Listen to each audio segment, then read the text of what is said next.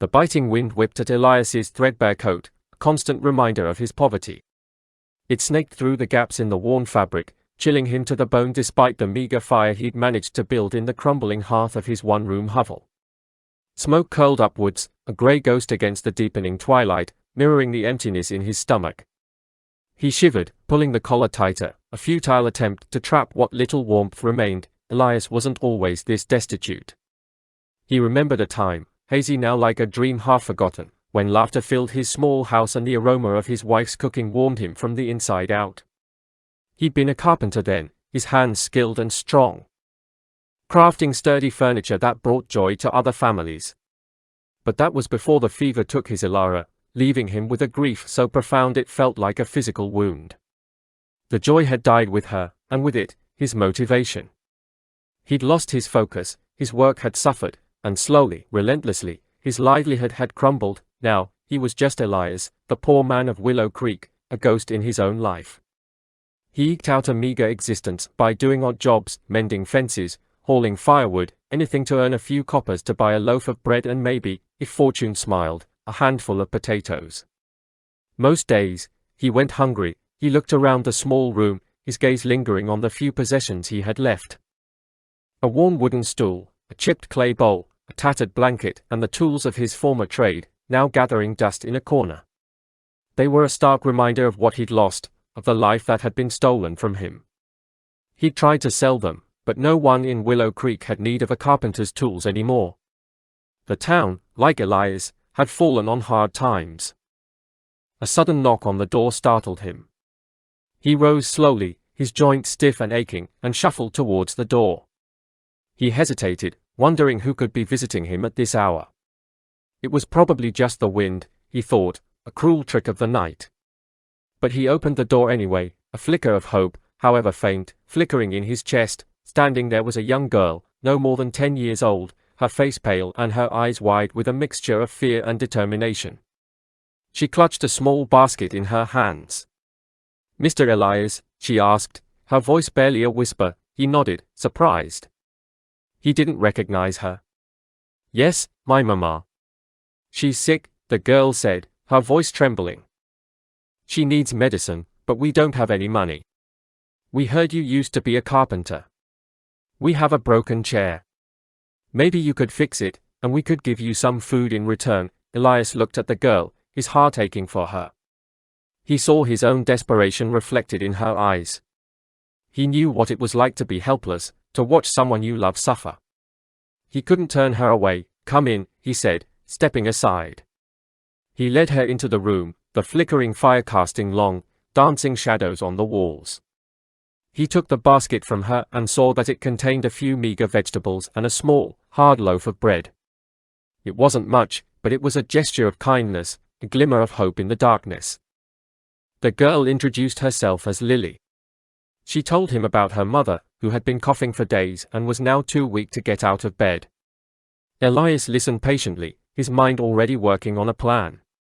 He might not have money, but he still had his skills. He took his tools from the corner, the familiar weight of them a comforting presence in his hands. He examined the broken chair, a simple wooden chair with one leg snapped off. It wasn't a difficult repair. He could fix it. As he worked, Lily sat beside him, watching him with wide, curious eyes. She told him stories about her family, about her dreams of becoming a doctor, about the little garden she and her mother tended. Her words filled the small room with a warmth that Elias hadn't felt in a long time. He worked late into the night, the only sound the crackling fire and the rhythmic tap-tap-tap of his hammer. Finally, the chair was repaired, as good as new. He stood back, admiring his handiwork. It was a small thing, but it was something he could do. Something he could offer. Lily's face lit up when she saw the repaired chair. She hugged him tightly, her gratitude overflowing. "Thank you, Mr. Elias," she said, her voice choked with emotion. "Thank you so much," Elias smiled, a genuine smile that reached his eyes for the first time in months. He felt a sense of purpose, a feeling he thought he'd lost forever. He might be poor, he might have lost everything, but he still had something to offer the world. He still had his skills, his hands, his heart. Lily took the chair back home, promising to return the next day with some of her mother's broth. Elias watched her go, a feeling of hope stirring within him. He knew that his life wouldn't magically change overnight, but for the first time in a long time, he felt a flicker of optimism. He wasn't just the poor man of Willow Creek anymore. He was Elias, the carpenter, and he still had the power to make a difference, however small.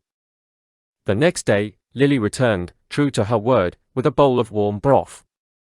The aroma filled Elias's small room, a welcome change from the stale smell of poverty. He ate slowly, savoring every spoonful, feeling the warmth spread through his body. It wasn't just the broth, he realized.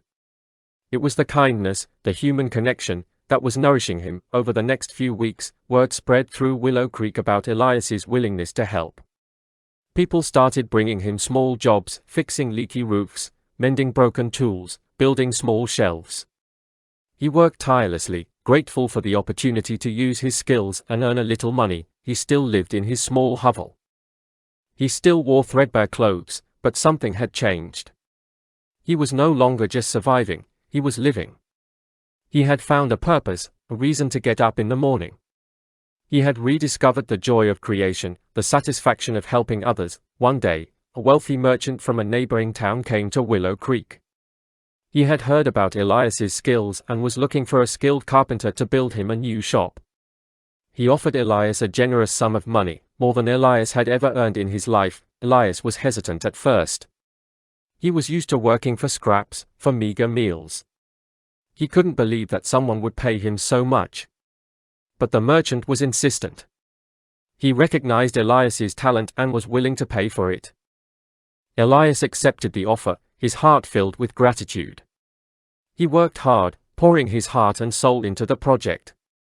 He built the merchant a beautiful, sturdy shop, a testament to his skill and craftsmanship. When the shop was finished, the merchant was delighted.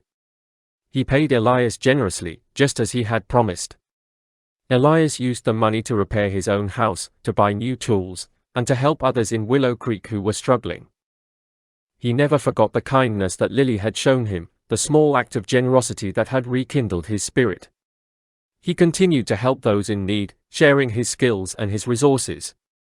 He became a pillar of the community, a symbol of hope and resilience. Elias's story is a testament to the power of human connection, the importance of kindness, and the resilience of the human spirit. He was a poor man, but he was rich in ways that truly mattered.